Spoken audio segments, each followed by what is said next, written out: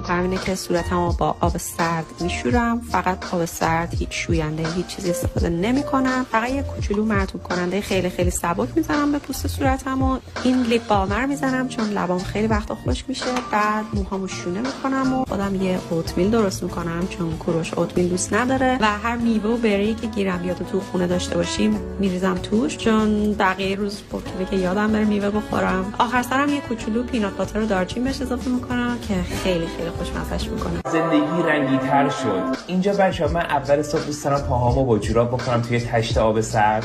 اینجوری صبحم خیلی خوب شروع میکنم. بعد همون آب میذارم صورتم که از خواب پاشم. بچه‌ها آدم همیشه از سخت‌ترین کارو اول صبح بکنه که بقیه روز آسون باشه واسش.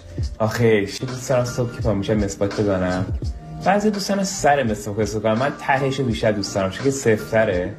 بیشتر حال میده. میبینی یه ذره دردش بیشتر و یکم اینجوری قدر زندگی و قدر خوب